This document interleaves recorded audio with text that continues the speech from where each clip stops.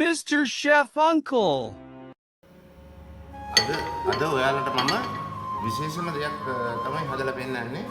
මේ කුරක්කන් කැඳ එක. ඔන්න මේ දවස්වල ඔයගොල්ලෝ ඉස්සරහට මේ දන්සල් දෙන්න සුපිරි ලේසිම බොහෝ මිනිසුන්ට බොහොම ගුණදායක එකක් තමයි මේ කුරක්කන් කැඳ කියලා කියන්නේ. එහෙනම් අපි මේකට ඉස්සෙල්ලාම වතුර මිලිලිටර් 200ක් විතර දාලා තියෙනවා. මොකද මේ කුරක්කන් ටික ඉස්සෙල්ලාම තඹ ගන්න ඕනේ වතුරෙන්. නැත්තම් මේක මේ හදාගන්න අමාරුයි.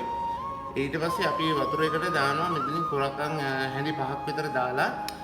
මොකද මේක තැම්බෙනකොට මේ අර කැඳ ගතිය ඝනකම ගොඩක් වැඩි වෙන හින්දා ඉස්සෙල්ලා අපි දාලා මේක හදාගන්න ඕනේ පොල් කිරි දාන්න කලින් මේක තම්බලා. ඉතින් අපි එහෙනම් මේක පොඩ්ඩක් තැම්බෙන්න තියමු. මෙන්න මේ විදිහට වතුරට දාලා මේක හොඳට මේ විදිහට කවලම් කරන්න. අපි මේකට අරන් තියනවා එනසල්ලට 4ක් විතර තල්ලා අරන් තියනවා කරඳ මුංගු. ඊට පස්සේ ඒකටම දාලා මෙතන පොල් ගෙඩියක පොල් කිරි අරන් තියනවා. සාමාන්‍යයෙන් පොල් ගෙඩියක මිටි කිරි, දී කිරි, කිරි වර්ග තුනම එකට තමයි අරන් තියෙන්නේ. මේක හොඳට තැම්බුණාට පස්සේ තමයි අපි කිරි එකතු කරන්නේ. මේක වතුරෙන් හොඳට තඹ ගන්න ඕනේ.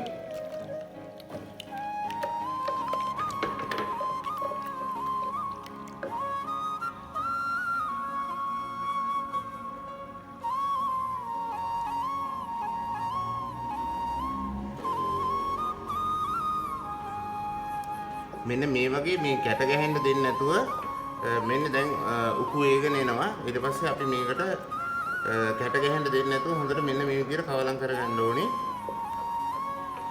කවලම් කරගන්න ගමන් අපි දැන් කිරි ටික එකතු කරන්න හදන්නේ. සීනි දාන එක ගැන සීනි එකතු කරන්න පුළුවන්, හකුරු එකතු කරන්න පුළුවන්. ඒක ඒ බොන කට්ටියගේ පැණි රස ඒ ප්‍රමාණය හැටියට බලලා ඔයාලා එකතු කරගන්න. මම සීනි ගොඩාක්ම අඩුවෙන් තමයි දාන්නේ. දැන් අපි මේකට කිරි ටික එකතු කරගමු.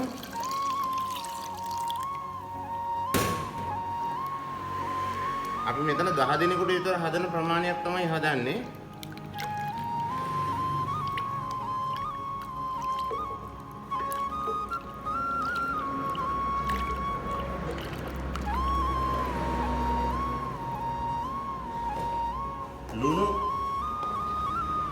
ලුණු රස අනුව එකතු කරගන්න.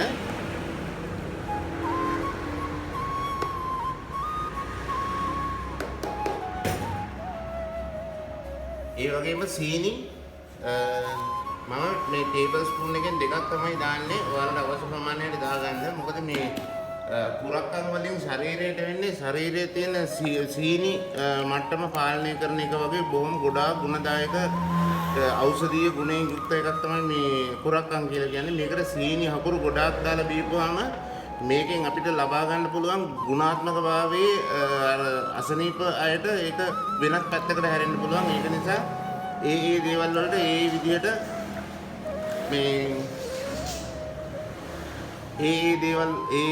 මේ අපි කෑම එක හදාගත්තොත් තමයි ඒකේ වටිනාකම සහ ගුණය හැම දෙයක්ම රැඳිලා පවතින්නේ. අපි මේක තව ටිකක් උතුරනකොට බලමු. මෙච්චරයි දාන්න තියෙන්නේ. රස බලලා පැන් රහ මදි නම් ඔයාලා සියලු දෙනාටම අවශ්‍ය ප්‍රමාණයට පැන් රස එකතු කරගන්න. අපි මේ කිරි එක දාලා ගොඩාක් උතුර තියන්නේ. මොකද මේ එකෙත් අගුණ අර කොලෙස්ටරෝල් ගතිය, තෙල් ගතිය හැදෙන හින්දා ගානට උතුරද්දි මේක ඕෆ් කරලා බා ගන්න ඕනේ. අපි මේක උතුරනකම් විතරක් චුට්ටක් වහලා තියමු.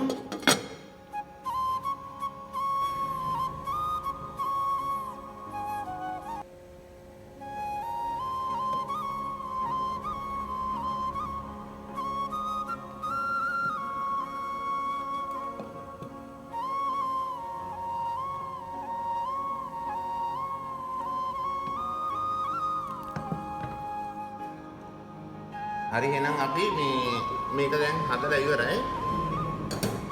අපි පොඩ්ඩක් කප් එකට දාලා දීලා බලමු.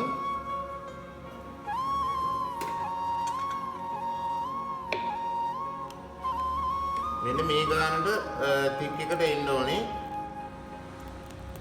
ඒ ගානට මේ දැන් ඔකට කිරි දැම්මට පස්සේ ඒ ඝනකම වැඩි වගේ නම් උණු වතුර චුට්ටක් තව එකතු කරලා හදාගන්න ගානට අර බොන්න පුළුවන් ගානට බොහොම රසවත් බොහොම ගුණදායක මේ දවස්වල දැන් ඉස්සරහට දන්සල් ඒ වගේ එන්නේ ඔයගොල්ලෝ මම මේකේ ෆෝන් නම්බර් එකක් දාන්නම් මේකේ හදන්න ඕන ප්‍රමාණවල් ඔයාලට දැනගන්න ඕන නම් මට කෝල් එකක් දීලා අහලා දැනගන්න ලොකු ප්‍රමාණයක් හදනවා නම් ඉතින් මෙන්න මේ වගේ මේ අපි එහෙනම් චුට්ටක් බීලා බලමු